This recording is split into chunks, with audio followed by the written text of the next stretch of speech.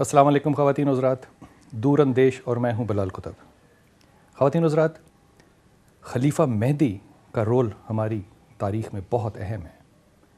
ایک اس کی لونڈی تھی خزران بنت عطا۔ مہدی نے اپنی اس لونڈی کو پرپوز کیا اور لونڈی نے خلیفہ کو ریجیکٹ کر دیا۔ خلیفہ بہت پریشان ہوا اور لونڈی سے اس کی وجہ پوچھی، تو اس لونڈی نے جو وجہ بتائی وہ یہ تھی کہ تم شریعت کے مطابق انصاف نہیں کر سکو گے۔ اس پہ بڑی لمبی بات ہے، اس نے بہت سے علماء سے دریافت کیا اور انہوں نے لونڈی کی اس رائے سے اتفاق کیا۔ الٹیمیٹلی خلیفہ مہدی کو اس لونڈی کو آزاد کر کے اس سے نکاح کیا۔ یہ وہ لونڈی ہے جس کے بطن سے ہادی اور ہارون رشید جیسے لوگ پیدا ہوئے۔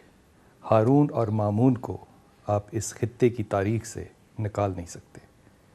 خواتین حضرات، ہماری تاریخ جو ہے وہ اچھی، قابل، عالم خواتین سے بھری پڑی ہیں، لیکن سم ہاؤ کچھ ایسا کہ ہم اس کے اوپر سے تھوڑی سی نظر چراتے ہیں۔ آج دور اندیش میں ہماری انتہائی معتبر مہمان جن کا تعلق پاکستان سے ہے لیکن یہ سیٹلڈ امریکہ میں ہیں، میں ان سے آپ کا تعارف کراتا ہوں۔ آپ ہیں جناب ریحانہ قمر صاحبہ۔ السلام علیکم ریحانہ۔ السلام علیکم۔ ریحانہ، آپ نے 6 مجموعے بھی لکھے، آپ نے ہندوستان سے ایک ایوارڈ بھی لیا، آپ نے یونائٹڈ نیشن سے پیس ایوارڈ بھی لیا، اس کے بعد آپ امریکہ میں ایک بزنس وومن بھی ہیں، اور اس کے ساتھ آپ ادب سے بھی ذوق اور شوق رکھتی ہیں۔ یہ سارے جو ہیٹس ہیں یہ آپ کس طرح پہن لیتی ہیں؟ بس اس کی ایک ٹپ ہے چھوٹی سی کہ آپ جس جگہ پہ بھی ہیں اسی چیز کو اس وقت فوکس کریں، پوری کنسنٹریٹ اس پہ رہنی چاہیے۔ اگر آپ بزنس پہ ہیں تو آپ کی توجہ 100% بزنس پہ ہونی چاہیے۔ گھر میں ہے تو بزنس کو مت سوچیں، کوئی شعر لکھ رہے ہیں اس وقت کچھ بھی نہ سوچیں، صرف ادب کو سوچیں۔ تو بس یہی اس کی ایک ٹپ ہے کہ اس بٹن کو آپ نے زندگی میں پکڑ لیا جس کو آن یا آف کر لیتے ہیں؟ ہو جاتا ہے ایسے، جیسے بزنس پہ جب میں ہوتی ہوں تو میں صرف میرا فوکس اس وقت یہی ہوتا ہے کہ میں اس کو کس طرح سے بہتر کر سکتی ہوں، اپنے امپلائیز کے ساتھ ریلیشن میں کیسے بہتر کر سکتی ہوں، کسٹمر کو کیسے خوش کیا جا سکتا ہے۔ تو بس یہ اسی پہ فوکس ہوتا ہے اس وقت۔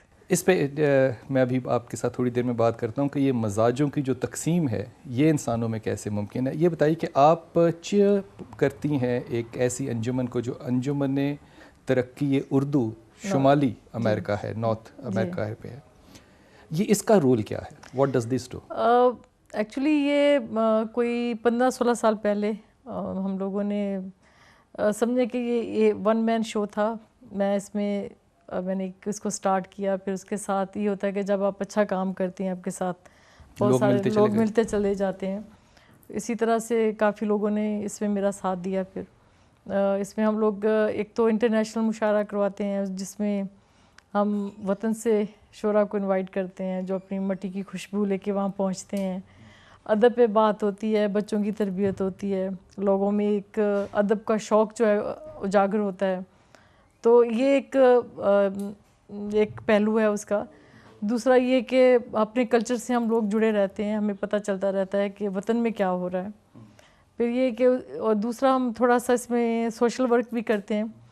خدا نخواستہ کسی کی ڈیتھ ہو جائے، اس کی باڈی کو پاکستان بھیجنا، پھر دیکھنا کہ ان کے لاکین جو ہیں وہ کس حال میں ہیں، ان کے پیچھے کوئی کمانے والا ہے کہ نہیں ہے، تو 1-2 سال تک ان کی کفالت کرنا۔ تو یہ ہمارا دوسرا کام ہوتا ہے۔ پھر یہ کہ ہم 1-2 اسٹوڈنٹس اگر ہمیں پتہ چل جائے کہ وہ کوالیفائڈ کر رہے ہیں لیکن صرف پیسے کی وجہ سے وہ بیچارے جو ہیں آگے نہیں جا سکتے، تو ہم ان کو اسپانسر کر دیتے ہیں۔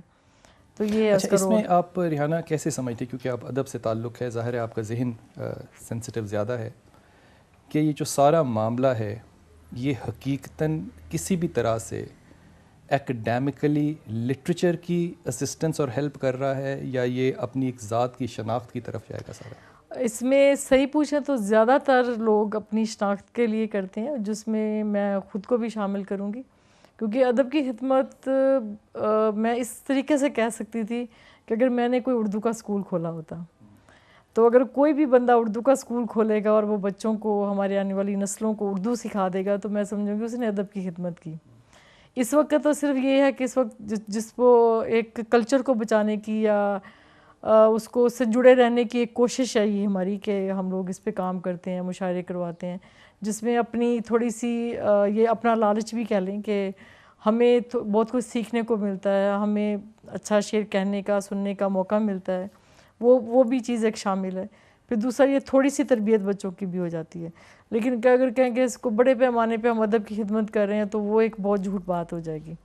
لیکن اس میں ایک چھوٹا سا یہ ہے کہ ابھی میں نے ایک نیا پروگرام شروع کیا, اس میں ہے کہ ہم جشن مناتے ہیں. جو لوگ اس میں افتخار عارف صاحب جا چکے ہیں, پیرزادہ قاسم جا چکے ہیں, اور اسی طرح سے اب دیکھیں اس سال کس کی باری ہے کہ وہ جس کا جشن منایا جائے کہ زندگی میں ان کو اس میں بہت بڑا ایوارڈ تو نہیں ہے, کیش ایوارڈ ہے, ان کو اکنالج کرتے ہیں, ان پہ بات ہوتی ہے, زندگی میں ہی کیوں نہ ان کو مان لیا جائے. اس میں صرف آپ ادب کے رویے کو نہیں لے سکتے, ہمارا زندگی میں کوئی بھی فیلڈ لے لیں, ہم لوگوں کا ایک رویہ کہ ہم لوگوں کو مانتے ہیں, تسلیم نہیں کرتے.